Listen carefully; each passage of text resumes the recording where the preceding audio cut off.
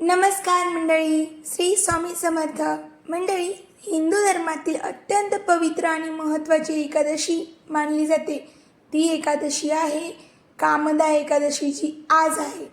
आज चैत्र महिन्यातील शुक्ल पक्षात येणारी ही एकादशी भगवान विष्णूला समर्पित असून तिचे व्रत केल्याने पापांचा नाश होतो आणि मनातील इच्छा पूर्ण होतात असे मानले जाते.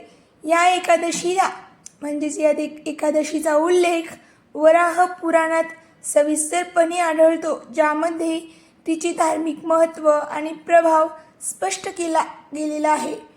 पौराणिक कथेनुसार रत्नपूर नावाच्या राज्यात पुंडरीक नावाचा राजा राज्य करत होता. त्या राजाच्या दरबारामध्ये ललित नावाचा गंधर्व आणि त्याची पत्नी ललिता राहत होते. एकदा दरबारात गाणं गात असताना ललिताचे लक्ष विचलित झाले आणि त्याच्याकडून चूक झाली. या चुकीमुळे रागावलेल्या राजाने त्याला राक्षस होण्याचा शाप दिला. शापामुळे ललित भयानक असा राक्षस बनला आणि त्याचे जीवन दुःखमय झाले. पतीची ही अवस्था पाहून ललिता अत्यंत दुःखी झाली आणि त्याला शापमुक्त करण्यासाठी ती उपाय शोधत जंगलात फिरू लागली. जेव्हा पतीची ही अवस्था पाहून तिला खूप दुःख झाले आणि त्याला शापमुक्त करण्यासाठी ती उपाय शोधत जंगलात अशीच फिरू लागली. तेव्हा तिला शृंगी ऋषी भेटले. तिने आपली व्यथा सगळी त्यांना सांगितली. सगळी व्यथा सांगितल्यावर ऋषीने तिला चैत्र शुक्ल एकादशीचे व्रत करण्याचा सल्ला दिला आणि त्याचे महत्त्वही तिला सांगितले. ललिताने पूर्ण श्रद्धा आणि भक्तिभावाने कामदा एकादशीचे व्रत केले आणि त्या व्रताचे पुण्य आपल्या पतीला अर्पण केले. त्या पुण्याच्या प्रभावामुळे ललितचा शाप हा दूर झाला आणि तो पुन्हा पूर्ववत गंधर्व बनला. मंडळी, म्हणूनच म्हणतात, कोणताही उपवास, कोणताही आपण काम करू लागलो अगोदर त्या कामाबद्दल किंवा त्या उपवासाबद्दल थोडीफार माहिती असणं गरजेचं आहे. म्हणूनच आपल्या उपवासाचा प्रभाव त्याच्यावरती येतो. आपण उपवास करतो पण आपल्याला त्याच्या मागची काही इतिहास माहीतच नसतो. तर तो इतिहास आपण नक्की जाणून घ्यायला हवा. असेच इतिहास जाणून घेण्यासाठी माझ्या चॅनलला नक्की सबस्क्राईब करा, कारण मी येणारे एकादश, अमावस्या, पौर्णिमा कोणती आहे, काय आहे, तिचे महत्त्व काय आहे, सर्व माहिती मी तुम्हाला या व्हिडिओद्वारे कळवत असते. तर मंडळी, यामुळे कामदा एकादशीला इच्छा पूर्ण करणारी आणि संकटापासून मुक्त करणारी एकादशी मानली जाते. या दिवशी उपवास, जप आणि पूजा केल्याने मनातील नकारात्मकता दूर होते आणि मानसिक शांती मिळते आणि जीवनात सकारात्मक बदल घडतात असे मानले जाते. विशेषतः पती पत्नीच्या नात्यासाठी ही एकादशी अत्यंत शुभ मानली जाते, कारण तिच्या प्रभावामुळे नात्यातील प्रेम, विश्वास आणि समज वाढते. कामदा एकादशीच्या दिवशी सकाळी लवकर उठून स्नान करून स्वच्छ कपडे परिधान करावेत आणि भगवान विष्णूंना व लक्ष्मीची भक्तिभावाने पूजा करावी. तुळशीला जल अर्पण करणे आणि तुपाचा दिवा लावणे अत्यंत शुभ मानले जाते. दिवसभर उपवास ठेवून संध्याकाळी व्रत केल्यास किंवा व्रत कथा ऐकावी किंवा वाचावी किंवा हरिपाठ घ्यावा. या दिवशी मन, वाणी आणि कृती शुद्ध ठेवणे खूप महत्त्वाचे मानले जाते.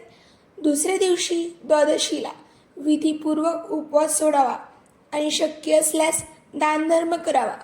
कामदा एकादशीचे व्रत केवळ धार्मिक विधी नसून आत्मशुद्धी, संयम आणि श्रद्धेचा एक मार्ग आहे, जो व्यक्तीच्या जीवनात शांतता, समाधान आणि समृद्धी निर्माण करण्यास मदत करतो. मंडळी, कामदा एकादशीच्या दिवशी केलेला उपवास हा आणि पूजेमागे केवळ धार्मिक श्रद्धा नसून एक खोल आध्यात्मिक अर्थही दडलेला आहे. कामदा या शब्दाचा अर्थच आहे इच्छा पूर्ण करणारी.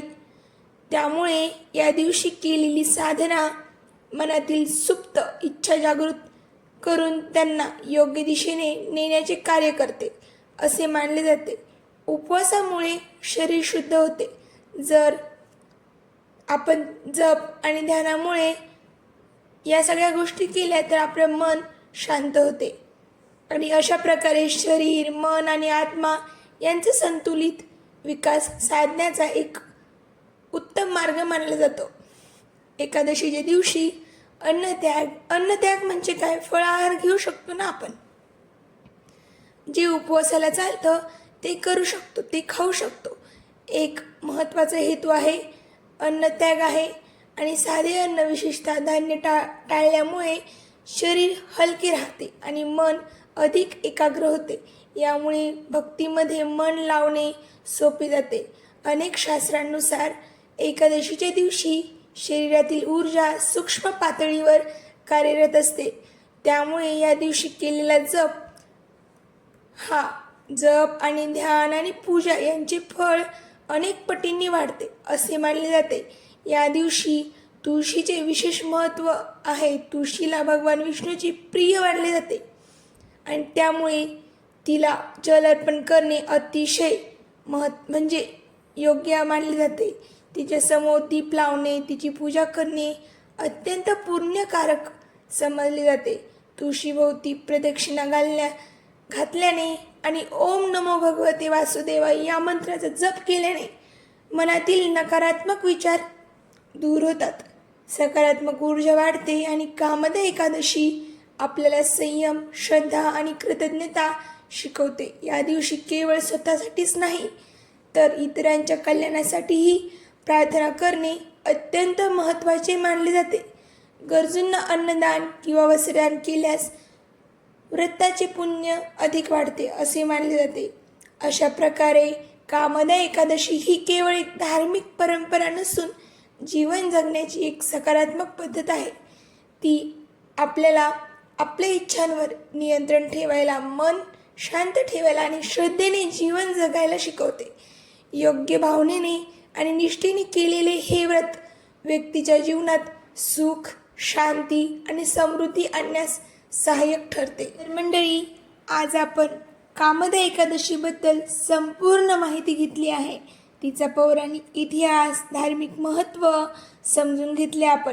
ललित आणि ललिता यांची कथा आणि त्यातून मिळणारा हा संदेश. तर मंडळी, तुम्हाला जर माझी व्हिडिओ आवडत असेल तर चॅनलला सबस्क्राईब करा.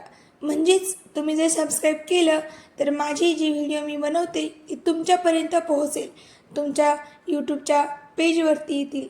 तर मंडळी, पहिला या व्रतामुळे पापमुक्ती आणि इच्छा पूर्ण होतात आणि आपण जाणून घेतले. तसेच उपवास आणि पूजेमुळे केलेले जे पुण्य आपल्याला मिळते ते आध्यात्मिक अर्थ आणि मनशुद्धीचे महत्त्व देखील आपण समजून घेतले.